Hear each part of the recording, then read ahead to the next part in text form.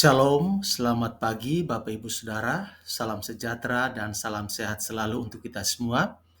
Berjumpa kembali dalam renungan firman Tuhan pada pagi hari ini. Doa dan harapan saya kiranya damai sejahtera dari Allah Bapa di sorga, kasih dan anugerah dari Tuhan Yesus Kristus, serta sukacita oleh Roh Kudus melimpah dalam hidup kita semua. Amin. Bapak Ibu Saudara, sebelum kita membaca dan merenungkan firman Tuhan, mari kita berdoa terlebih dahulu, mohon pimpinan Tuhan. Kita berdoa.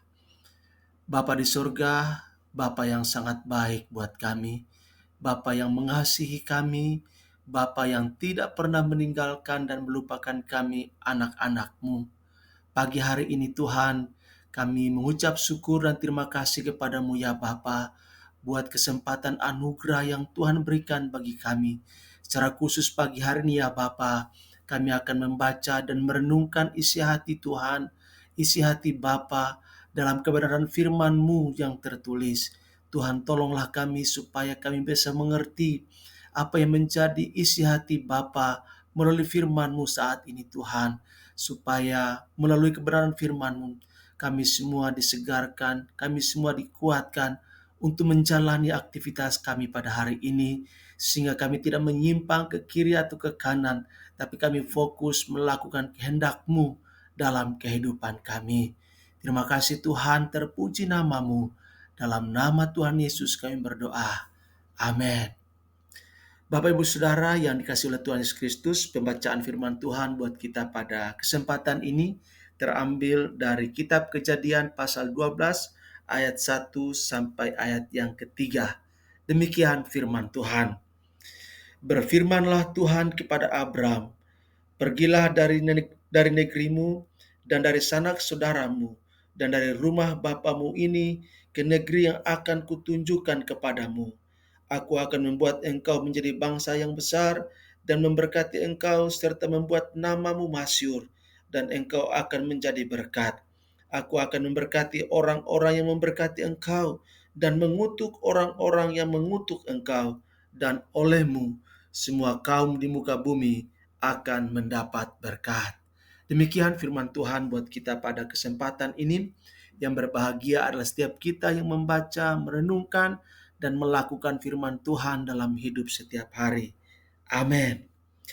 Bapak Ibu Saudara yang dikasihi oleh Tuhan Yesus Kristus, ada peribahasa lama yang perlu kita ingat kembali, yaitu harimau mati meninggalkan belang, manusia mati meninggalkan nama.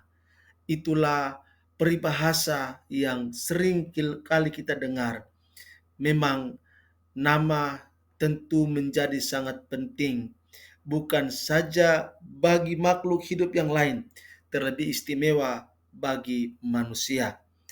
Dari hidup Kain dapat disimpulkan bahwa karakteristik dari keturunan ular adalah seperti ini. Pertama, mereka membunuh keturunan perempuan. Kita bisa melihat Kain membunuh Habil, Kejadian pasal 4 ayat yang ke-8. Lalu yang kedua, mereka mendirikan kota. Kain mendirikan kota, Kejadian 4 ayat 17. Lalu yang ketiga, mereka mencari nama. Kain menamai kota itu dengan nama anaknya. Kejadian pasal 4 ayat yang ke-17. Bapak Ibu Saudara, dalam peristiwa Menara Babel, manusia melakukan hal yang sama, yaitu mendirikan kota dan mencari nama. Kejadian pasal 11 ayat yang keempat. Pada waktu itu keturunan ular tidak membunuh keturunan perempuan, karena saat itu semua manusia bersatu. Kejadian 11 ayat yang pertama. Dalam peristiwa itu kita melihat bahwa mereka telah gagal mencari nama karena Tuhan menyerahkan mereka. Dengan demikian, kita mungkin menyimpulkan bahwa Allah tidak suka manusia mempunyai nama yang besar.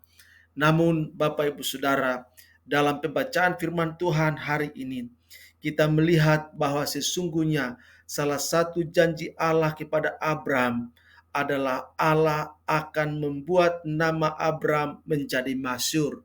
Kejadian pasal 12 ayat yang kedua. Setelah memasuki tanah Kanaan, Abram mendirikan mezbah bagi Tuhan dan memanggil nama Tuhan. Ayat yang ke-8 Kejadian pasal 12. Jadi Bapak Ibu Saudara, jika keturunan ular mencari nama, maka keturunan perempuan memanggil nama Tuhan, sebagaimana yang dilakukan oleh Abram dan keturunan Set. Kejadian pasal 4 ayat yang ke-26. Dengan demikian Bapak Ibu Saudara, kita dapat menyimpulkan bahwa bukannya Allah tidak mau manusia memiliki nama yang masyhur, nama yang populer, namun sebagai orang percaya seharusnya kita hidup bukan untuk mencari nama, melainkan memanggil nama Allah. Apakah kita akan memiliki nama besar atau tidak, itu bergantung pada apa yang menjadi kehendak Allah bagi kita. Sebagai orang percaya, tugas utama kita adalah memuliakan Bapa kita di sorga, sebagaimana Matius pasal 5 ayat 16. Segala sesuatu akan menjadi tidak berarti jika tidak diperkenan oleh Allah. Biarlah Allah sendiri yang memberikan kita nama yang sesuai dengan kehendak-Nya. Mintalah kepada Bapa supaya kita berfokus memanggil nama-Nya dan bukan mencari popularitas, bukan mengejar nama masyhur, tetapi mengejar kemasyhuran Allah kita dan memasyhurkan nama-Nya.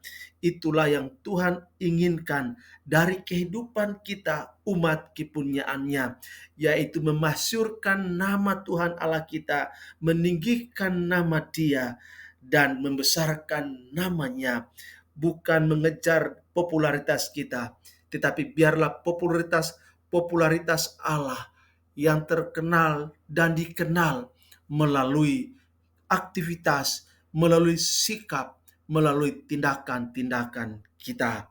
Biarlah firman Tuhan ini boleh menjadi inspirasi dan memotivasi kita untuk selalu mempermuliakan dan memasyhurkan nama Allah kita di atas segala-galanya.